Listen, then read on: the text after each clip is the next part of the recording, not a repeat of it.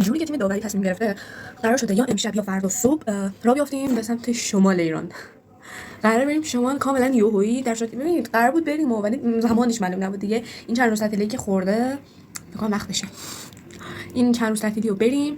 بعد یه سری حرفا میمونه، من الان باید برم همون برم بیام بگم، در حین ان شاء الله وسایل رو جمع کنیم و اینا. گل در اومد از همون، سنبل در اومد از همون، اینجا تازه از همون در اومدم و دارم وسایل رو دونه دونه جمع میکنم چون خیلی زیادن و از الان باید شروع کنم به جمع کردن. اینجا دونه دونه وسایلم نشون میدم. اولی پودر فیکس بود، دومی لاک پاک کن بود. الان اینجا نمیدونم دارم دنبال چی میگردم، جدی یه لیست نوشته بودم که از رو لیست همه چی انتخاب کنم. کشو را باز می نماییم و یا اول فصل مثل این که خیلی کش و شلوغ خلوغ بوده و با بدبخت قراره یه سری وسایل رو جمع کنیم از توش. حالا اصلا مهم نیست چون مجبوریم جمع آوری کنیم.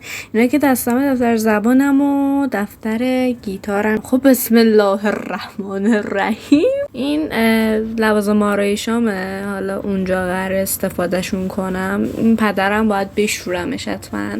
بدبخت خیلی وقت رنگ آب به خودش نیده. برای اونجا یه سری لاک برداشتم، یه لاک خاکی طوری، یه لاک مشکی که قطعاً هم مسافرتای مشکی نیاز میشه. چیزایی برای ناخونه دیگه، سوهان ناخون و لاک و اسپره برای ناخون نیست ولی به هر حال اسپره، یه سری کش در رنگ‌ها و طرح‌ها که نه در رنگ‌های متنوع.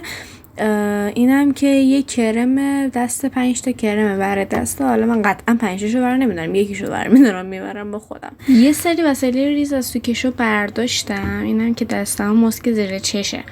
الان اینجا دارم لیستی که نوشتم و باز میکنم. تو گوشی آورده بودم رو صفحه، دارم لیست رو باز میکنم. اونایی که برداشتم رو تیک بزنم که گیج نشم و اونایی که میبینم یادم میاد و مینویسم که بعدم برشون دارم. خب حالا یه سری کارا دارم انجام میدم، بریم ببینیم بعدش چی میشه. So guys، قاعدتا من وسایلمو جمع کردم.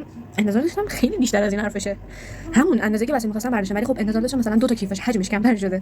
خوبه الان به شدت زیادی اصلا خورده، به خاطر اینکه اینجا کلا به هم ریخته است، موهام وزه و اینکه مرتب کردنش طول می‌کشه و وقتی به راه فکر می‌کنم به اینکه راه تهران شمال چقدر اصلا خورد بشه. وضعیت الان اینه، اونایی که بیرونه یه شلوار مشکی مانتو کرم کتونی مشکی و شال کرم، اینا قراره برای تو راه پوشیده شه. اون باید برداشته شه، اون باید برداشته شه، این باید برداشته شه. این چیه دیگه؟ اینم وسایل آرایشی، اینم وسایل آرایشی، اونم اسپرس، گیتار رو باید بردارم. اینم هست. این تو الان چون اسنپ چت فیلترش اینجوری نشون میده، این خیلی خوش رنگه، بنفش قشنگ. این یه همچین رنگیه، باز تو روشنایی خیلی خوش رنگ تره.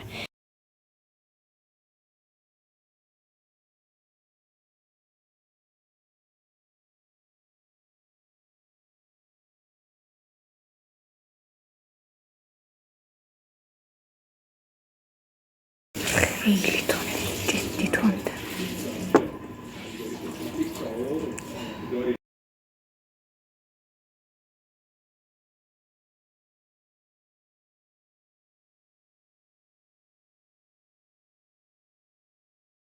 خب بچه ها، الان 11:17 دقیقه است. بعد اوی سرم، بعد ما احتمالا قرار ساعت 5 صبح 4-5 صبح راه بیفتیم و از اونجایی که من همیشه اگه بخوام صبح زود پاشم یه راه طولانی رو طی کنم حالم خیلی بد میشه، ولی یه قرص همیشه باید دم دستم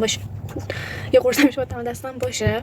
امروز تصمیم گرفتم فردا که تعطیل نیست، البته یک شنبه تعطیل نیست، فردا تعطیل نیست، ولی خب تصمیم گرفتم که بیدار بمونم تا صبح، مثلا تا 3 بیدار بمونم که 1 ساعت بخوابم. صبح بیدار شدم یه قرص بخورم و راه بیفتیم. حالا خیلی کارا مونده که باید انجام بدم، ولی خب بیشتر کارا رو انجام دادم. آره دیگه، بخیر شد توی پارت بعد خواهید دید.